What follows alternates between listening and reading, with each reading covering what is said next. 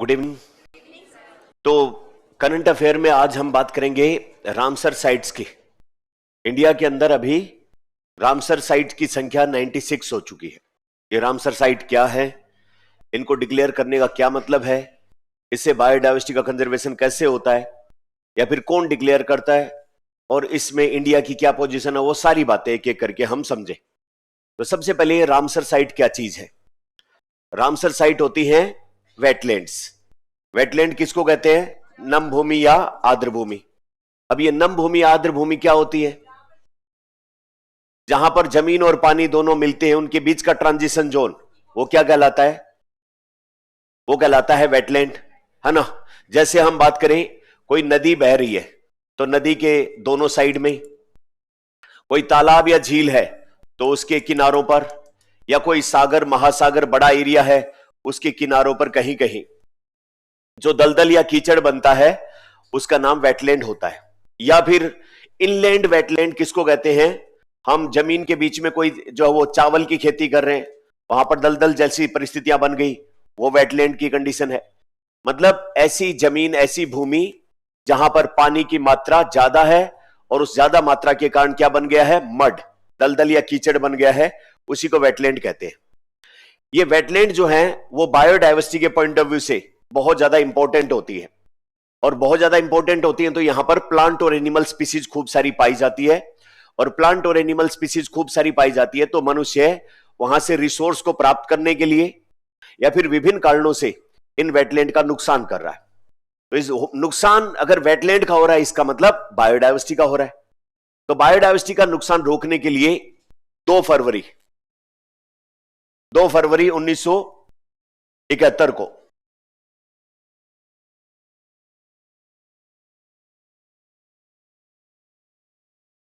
Iran के Ramsar शहर में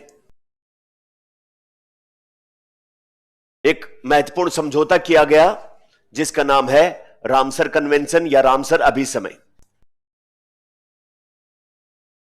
ये रामसर अभिसमय दुनिया भर में जो वेटलैंड है अलग अलग देशों में, उनमें से वो वेटलैंड जिनका अंतरराष्ट्रीय महत्व है, इंटरनेशनल इंपॉर्टेंस है, उनके कंजर्वेशन या संरक्षण के लिए किया गया समझौता है।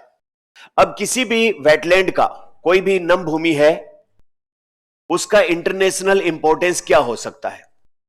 अंतरराष्ट्रीय महत्व किसी वेटलैंड का क्या हो सकता है? हो सकता है उस वेटलैंड के आसपास के एरिया में माइग्रेटरी बर्ड्स आते हैं, प्रवासी पक्षी दूसरे देश से उड़कर आते हैं।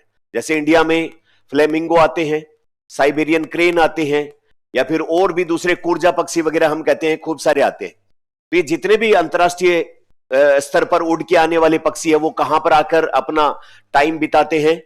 जहां पर उनको फूड मिले, शेल्टर मिले, सेफ रिप्रोडक्शन प्लेस मिले, और वो सारी जरूरतें वेटलैंड के आसपास के एरिया में होती है। पानी भी होता है वेटलैंड के कारण, यहां पर मछलियां खाने वाले तो मछली मिल जाती है, कीड़े मकोड़े मिल जाते हैं, या फिर यहाँ की वनस्पति मिल जाती है इसके आसपास, उसके बीज वगैरह खा के ये पक्षी जिंदा रहते हैं। तो अंतरराष्ट्रीय महत्व की वेटलैंड एक तो वो होती है जहां पर माइग्रेटरी बर्ड्स आते हैं, या फिर हम देखते हैं कि दुनिया भर में अलग अलग जो है वो नदियां विभिन्न देशों से होकर बहती हैं। जैसे कि आप याद करो, डेन्यूब रिवर यूरोप के बहुत सारे देशों से होकर बहती है। ग्रेट लेक्स ऑफ द जो वो नॉर्थ अमेरिका, जो कनाडा और अमेरिका के बीच में है, 5 झीलों का समूह है। इसी प्रकार अपने ब्रह्मपुत्र देखें तो चाइना, इंडिया, बांग्लादेश में होकर आती है। इसी प्रकार हम बात करें तो अपनी गंगा रिवर भी जो है वो 2 देशों के बीच में होकर बहती है। तो जब नदी, झील, तालाब जो है उनके बीच में बहुत सारे देशों की बाउंड्री लगती है और उसकी वजह से उस वेटलैंड बनती है, उस बाउंड्री की वजह से, तो वो अंतरराष्ट्रीय महत्व की नम भूमि हो जाती है। तो ये अपना रामसर कन्वेंशन जो है, ये अंतरराष्ट्रीय महत्व की वेटलैंड को कंजर्व करने के लिए 2 फरवरी 1971 को जो है वो ईरान के रामसर शहर में किया गया एक अंतरराष्ट्रीय समझौता या संधि है। ये इफेक्टिव होता है देशों के साइन के बाद में 21 दिसंबर 1975 को। इस रामसर समझौते का हेडक्वार्टर बनाया गया, जहां से इसका संचालन होता है, वो है ग्लेंड। ग्लेंड कहां का शहर है? स्विट्जरलैंड का। ग्लेंड स्विट्जरलैंड का शहर है, वहां से इसका संचालन होता है। अभी वर्तमान में रामसर समझौते को दुनिया भर के कितने देशों ने साइन किया है? 173। 173 देशों ने रामसर समझौते को साइन किया है। क्या इंडिया ने भी साइन किया है? बिल्कुल, इंडिया ने भी साइन किया है। अब जो भी देश रामसर समझौते को साइन करता है उसकी 3 ड्यूटी होती है। कितनी ड्यूटी होती है? 3 को इंग्लिश में 3 कहते हैं, है ना। पहली ड्यूटी क्या है? पहली ड्यूटी क्या है? जो वेटलैंड से अपने को रिसोर्स मिलते हैं, संसाधन मिलते हैं, उनका सतत उपयोग करना है, सस्टेनेबल यूज करना है, ओवर एक्सप्लॉयटेशन नहीं करना है। दूसरा, जिस भी देश में इंटरनेशनल इंपॉर्टेंस की वेटलैंड है उस वेटलैंड की एक लिस्ट बनाई जाएगी जिसको कहा जाएगा रामसर लिस्ट। उस रामसर लिस्ट में उसको शामिल करवाना है, अंतरराष्ट्रीय महत्व की वेटलैंड को। भारत ने अब तक इस रामसर लिस्ट में कितनी अंतरराष्ट्रीय महत्व की वेटलैंड को शामिल करवा दिया है? 96वीं जो वेटलैंड अभी जो इस सूची में शामिल करवाई गई है रामसर लिस्ट में, उसका नाम सिलीसेड है और उसी के बारे में आज हम बात कर रहे हैं। तीसरा, जो वेटलैंड एक से ज्यादा देशों में है, मतलब जहां पर ट्रांस बाउंड्री, इंटरनेशनल बाउंड्री लग रही है, वहां पर पाई जाने वाली कोई भी वाटर बॉडी जैसे कि तालाब, झील, नदी और वहां पर पाई जाने वाली स्पीसीज, उसके संरक्षण के लिए अंतरराष्ट्रीय सहयोग को, इंटरनेशनल कोऑपरेशन को बढ़ावा दिया जाएगा। तो ये 3 ऑब्जेक्टिव है रामसर कन्वेंशन करने के पीछे। पहला ऑब्जेक्टिव है कि जो भी वेटलैंड से हमने रिसोर्स मिलते हैं उनका सतत उपयोग करना है। दूसरा ऑब्जेक्टिव है कि जिस भी देश में इंटरनेशनल इंपॉर्टेंस की वेटलैंड है उसको एक लिस्ट बनाई जाएगी जिसका नाम होगा रामसर लिस्ट, उसमें शामिल करवाना है। जो अंतरराष्ट्रीय महत्व की वेटलैंड रामसर लिस्ट में शामिल हो जाती है उसी को बोलते हैं रामसर साइट। क्या बोलते हैं? रामसर स्थल कहते हैं या रामसर साइट कहते हैं। और तीसरा, जैसे भारत बांग्लादेश के बीच में जो है वो अंतरराष्ट्रीय, या फिर यूरोप की डेन्यूब रिवर या ग्रेट लेक्स ऑफ कनाडा और यूएस, ये ऐसी वाली जो अंतरराष्ट्रीय सीमाओं से बाउंड्री लगती है, इनके संरक्षण की जिम्मेदारी सभी देशों की होगी। ऐसा नहीं कि कनाडा खराब कर रहा है, यूएसए कंजर्वेशन कर रहा है, या इंडिया ठीक कर रहा है, बांग्लादेश खराब कर रहा है। ये जो अंतरराष्ट्रीय सीमाओं से लगती हुई वेटलैंड्स हैं, उनके संरक्षण में सबको मिलके कोऑपरेट करना है, सहयोग करना है। ये बात आ गई समझ में? तो ये 3 ऑब्जेक्टिव हैं। ये कब से लागू हुआ समझौता? 21 दिसंबर 1975 से। और कितने मेंबर कंट्री हैं? 173। अभी इसके हेडक्वार्टर कहां पर है? ग्लैंड कहां पर पड़ता है? स्विट्जरलैंड के अंदर। एक बात और इंडिया के बारे में, इंडिया इस समझौते में शामिल होता है 1 फरवरी 1982 को। भारत 1982 में। अच्छा, जो भी देश इस समझौते में शामिल होता है तो उसकी ड्यूटी है कि इस समझौते के अंदर जो उस देश में अंतरराष्ट्रीय महत्व की वेटलैंड है उसको रामसर लिस्ट में शामिल करवाई। हमने सबसे पहला काम किया अपनी lake Chilka,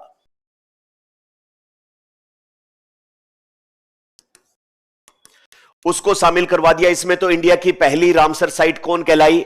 lake Chilka.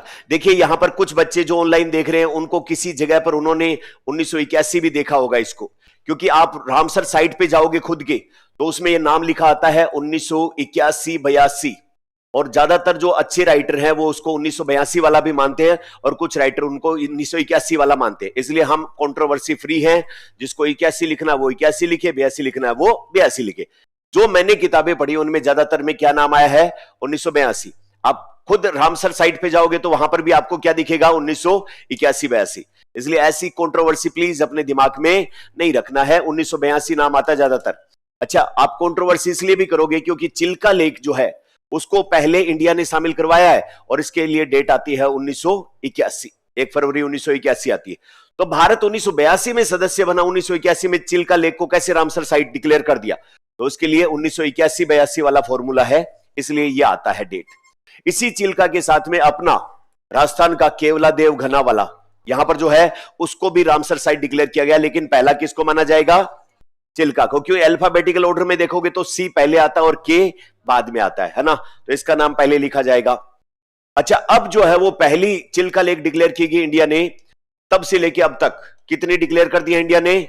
96 number कौन सी है? सिलीसेड। अब सिलीसेड कहां पर है? अलवर में। सिलीसेड झील है और उसके चारों तरफ वेटलैंड है, उसको अभी रामसर साइट के रूप में नॉमिनेट किया गया है। सिलीसेड झील किसने बनाई? महाराजा विनय सिंह ने। कब बनाई? 1845 में। क्यों बनाई? क्योंकि अलवर के लोगों को पीने का पानी उपलब्ध करवाना था। रूपारेल एक नदी है अलवर में, और उसकी सहायक नदी को रोका, पानी को, और उस झील में इकट्ठा किया और अलवर और आसपास के लोगों को पीने के लिए पानी उपलब्ध कराया। तो ये सिलिसीड जो है वो सरिस्का टाइगर रिजर्व है उसके बफर जोन में ही आती है, और लोग टूरिस्ट बन के जाते हैं, वो सिलिसेट झील भी देखने के लिए रुकते हैं वहां पर। ये सिलिसेट झील के बारे में अब और क्या बात की जाए इस बारे में, तो कुछ इंटरेस्टिंग फैक्ट और है ये जो अपने जो इस पूरे करंट में उठाया है, उसके साथ में एक और जो 1900 अभी 2 रामसर साइट डिक्लेयर की है। 96 नंबर तो सिलिसेट है, 95 नंबर है कोपरा। कहां पर है ये? छत्तीसगढ़ के अंदर है ना। तो छत्तीसगढ़ की पहली रामसर साइट जो है वो उसका क्या नाम है? कोपरा। बिलासपुर छत्तीसगढ़ में ही पड़ता है, उसके पास में ये झील है कोपरा। अच्छा, ये कोपरा क्यों बनाई गई थी? कौन सी नदी का पानी रोककर? महानदी। महानदी के बारे में आप जानते होंगे, छत्तीसगढ़ में ये ओरिजिनेट होती है और ओडिशा से होते हुए बंगाल की खाड़ी में मिलती है। 2 राज्यों में है ना। साउथ इंडिया की जो प्रायद्वीपीय भारत की 4 बड़ी नदियां, उनमें से महानदी, उसके बाद में गोदावरी, कृष्णा, कावेरी, उनमें से सबसे पहली वाली नदी महानदी, और बहुत बड़ी नदी है, और ये छत्तीसगढ़ में ओरिजिनेट होती है और ओडिशा के अंदर प्रवेश करती है और उसके बाद बंगाल की खाड़ी में मिल जाती है, मर्ज हो जाती है। तो महानदी की जो है वो ऊपरी बेसिन एरिया है, उसमें जो है वो झील को बनाया गया जिसका नाम है कोपरा झील। इसका उद्देश्य था आसपास के एरिया में इरिगेशन सुविधा उपलब्ध कराना। इस कोपरा झील के आसपास के एरिया को अभी वेटलैंड के रूप में पहचान मिली है, और ये कौन सी इंडिया की रामसर साइट है? 95। 96 में कौन सी है? सिलिसेड जो है वो अपने अलवर वाली। अब देखिए हम इसके बारे में थोड़ी सी बात, यही बात लिखी अपन ने। अच्छा, राजस्थान में कितनी रामसर साइट हो गई? कितनी हो गई है? 5 हो गई है। तो 5वीं कौन सी है? चौथी कौन सी है? वेरी गुड, बहुत बढ़िया। तो पहली अपनी जो वो केवला देव हो गई, दूसरी अपनी थी सांबर, और तीसरी जो है वो अपनी खींचन फलोदी वाली, चौथी मैनार है, और लास्ट में कौन सी आ गई है? अब सिलिसेट। तो राजस्थान में टोटल कितनी रामसर साइट हो गई? 5 रामसर साइट हो गई है ना। तो हम 96वीं वेबसाइट के रूप में, सॉरी 96वीं रामसर साइट, वेबसाइट कह रहा हूं मैं भी, कौन सी है? सिलिसेट। 2-3 बातें इससे संबंधित और हम देखें तो अलवर जिले में सरिस्का टाइगर रिजर्व के बफर जोन में 5वीं रामसर साइट, कृत्रिम झील।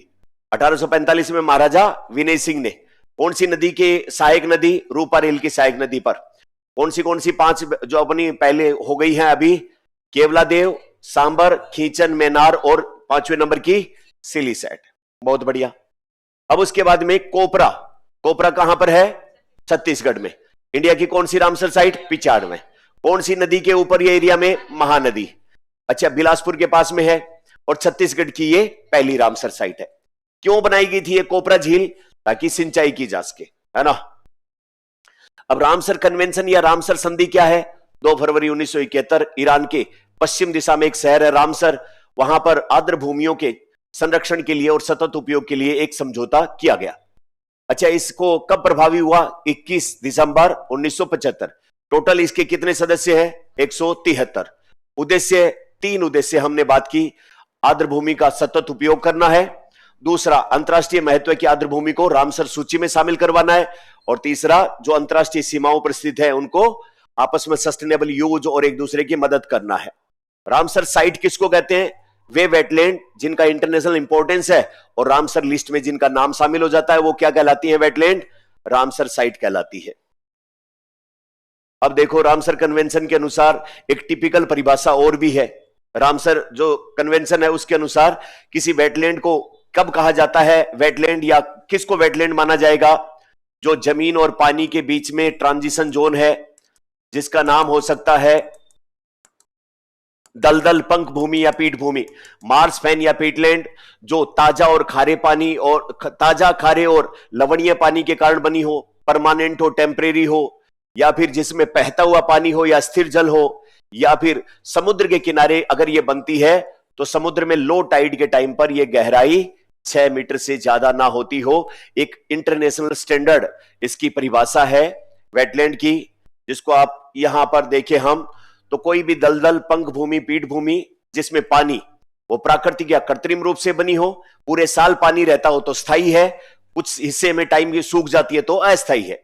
यहां पर पानी में साल्ट की मात्रा, अगर पानी को देखें पोजीशन, तो बहता हुआ पानी या फिर स्थिर पानी, यानी कि नदी के किनारे पर या तालाब झील के किनारे पर, इसमें साल्ट की मात्रा के आधार पर ताजा, खारा या सलाइन वाटर। समुद्री क्षेत्र में लो टाइड के टाइम पर कितनी गहराई से ज्यादा नहीं होनी चाहिए? 6 मीटर से ज्यादा गहराई नहीं होनी चाहिए। ये जल और स्थल इन दोनों के बीच के जो इकोसिस्टम है उसके बीच का ट्रांजिशन जोन है। ऐसे ट्रांजिशन जोन दो इकोसिस्टम के बीच में बढ़ते हैं, उनको क्या कहते हैं? इकोटोन कहा जाता है। तो wetland are example of ecotone. Wetland के अंदर एक विशेष प्रकार की वेजिटेशन भी पाई जाती है जिसको क्या कहते हैं? Mangrove vegetation. मैंग्रोव वेजिटेशन की क्या खास बात? उसकी कुछ जड़ें बाहर निकलती रहती हैं जमीन से, उनको न्यूमेटोफोर्स कहते हैं, और दूसरे सीड जर्मिनेट हो जाते हैं इसी प्लांट पर, जिसको विविपेरी का कैरेक्टरिस्टिक कहते हैं या जरायुजता का गुण कहते हैं। तो ये दो खास बात होती है जो मैंग्रोव वनस्पति वेटलैंड में पाई जाती है। पहली है न्यूमेटोफोर रूट, ताकि ऑक्सीजन की उस दलदल में कमी जो है वो पूर्ति हो जाए, और दूसरा सीड उसी के ऊपर जर्मिनेट होते हैं ताकि बीज नीचे दलदल में गिरे तो पहले से अगर वो जर्मिनेट है तो आसानी से प्लांट बन जाएगा।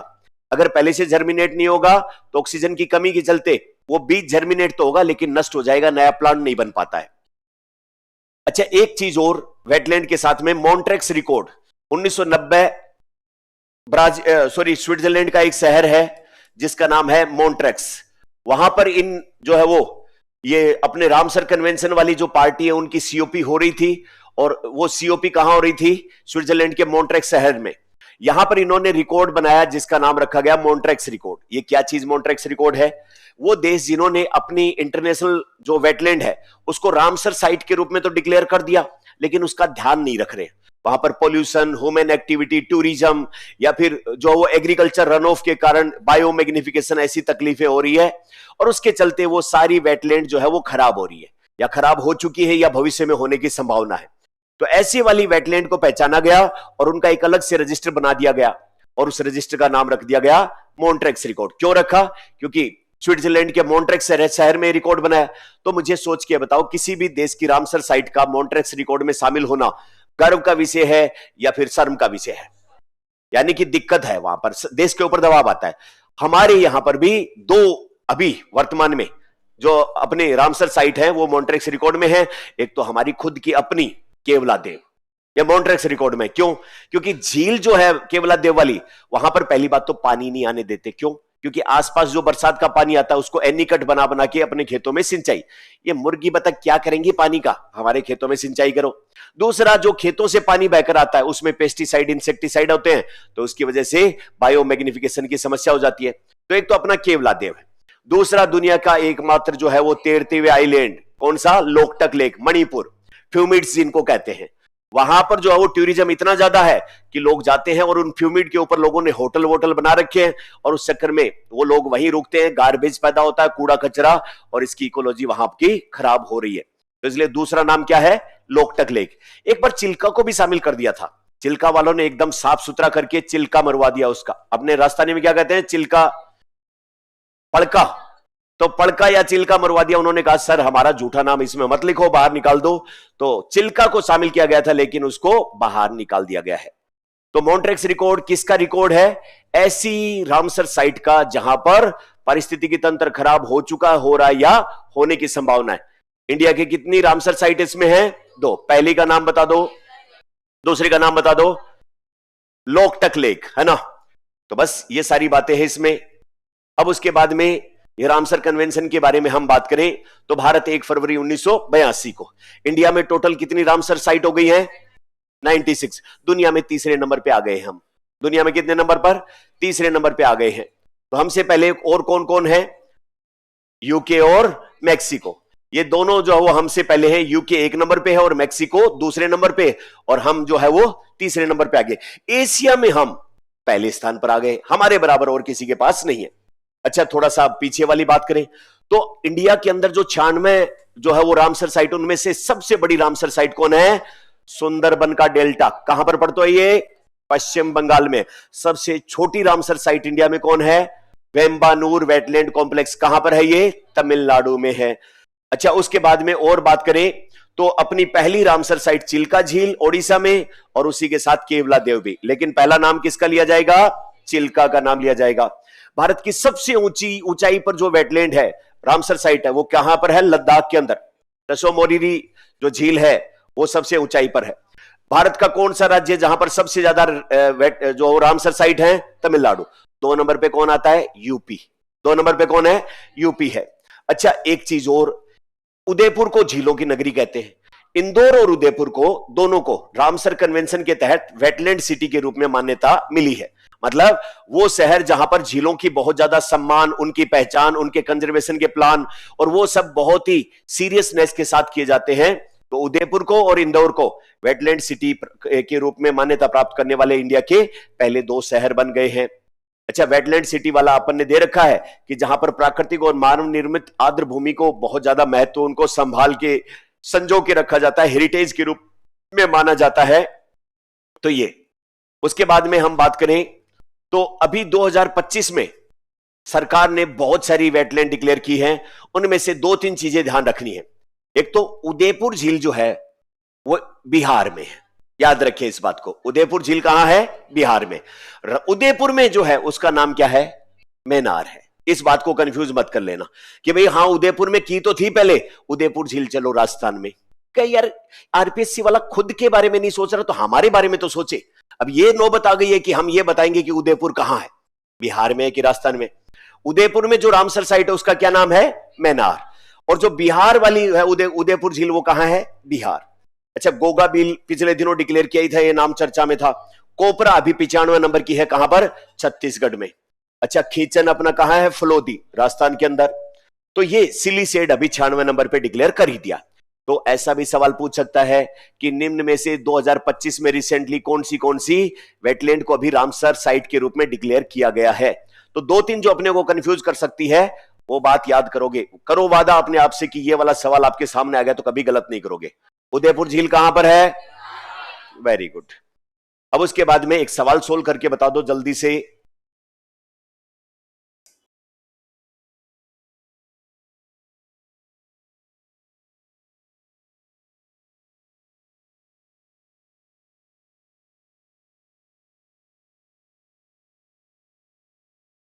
इंग्लिश में भी करूं क्या?